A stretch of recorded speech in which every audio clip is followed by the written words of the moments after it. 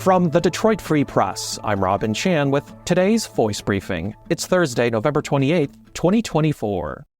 I'm Dave Boucher with the Detroit Free Press. If President-elect Donald Trump wants to use any of the thousands of Michiganders in the state's National Guard to hunt down people suspected of being in the U.S. without proper legal authorization, there's little Governor Gretchen Whitmer can do to stop him. After winning re-election, Trump shared a post on social media indicating he was prepared to, quote, declare a national emergency and will use military assets, unquote, to carry out the deportation plan. While specifics are unclear, and he has at times said he'd focus on people who've committed crimes, there are questions as to how he would use military force. One expert told the Detroit Free Press ordering up the Michigan National Guard could represent the first time in about 60 years that a president used the Guard in the state over the objections of the governor. Joseph Nunn, a lawyer who focuses on liberty and national security issues for the nonprofit Brennan Center for Justice, said, quote, what the military is doing still has to be legal. If a person is being deported, that deportation still has to be lawful. Governor Gretchen Whitmer, Attorney General Dana Nessel, and leaders of the Michigan National Guard did not comment when asked how they're preparing for a possible mass deportation plan. There are anywhere from 10 million to 12 million undocumented immigrants in the U.S., with potentially as many as 175,000 in Michigan. Nunn, the expert, noted cost and logistics of implementation of a mass deportation plan are much bigger hurdles for Trump than legal authority. One analysis cited in USA Today predicted it could cost $88 billion to deport 1 million people annually. Nunn also noted there's an opportunity cost associated with pulling active duty military and Guard members away from their current roles to instead implement a deportation plan.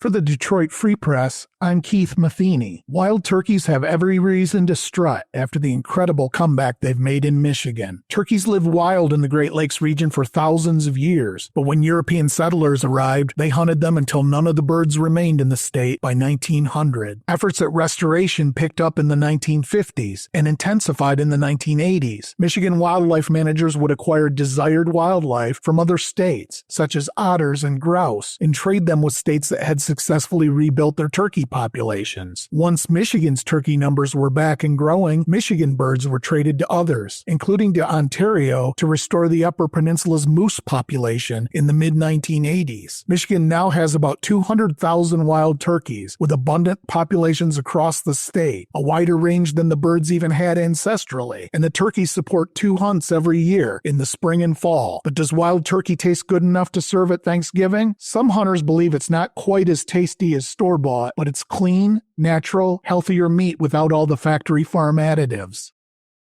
From reporter Frank Witzel, the owner of the former Eloise Psychiatric Hospital is planning to use the abandoned historic landmark as part of another seasonal money-making venture that the owner said has allowed it to be more than an eyesore. But instead of a haunted house, which is capitalized on the Westland property's dark past, the new attraction is being pitched to the public as a seasonal pivot from scary to merry. A chance to see, as Bing Crosby croons this time of year, something merry and bright. John Hambrick, the owner of the property, told the Free Press late Tuesday, quote, it brings people back in and allow them to enjoy the property. I think it will be a great time to capture family memories and to really see something different and cool, end quote. The temporary attraction at 30712 Michigan Avenue is being called Michigan Bright Lights. It is scheduled to start the evening after Thanksgiving and operate from 5 to 10 p.m. through January 5th, and, depending on how well it does, could become an annual event. Tickets will be $20 a car. You can find more information, including how to purchase tickets, by visiting mibrightlights.com. For more on this story, you can search on Freep.com for Frank Witzel's article, Westland's Historic Eloise Asylum to Transform with Drive-Through Holiday Light Show Display.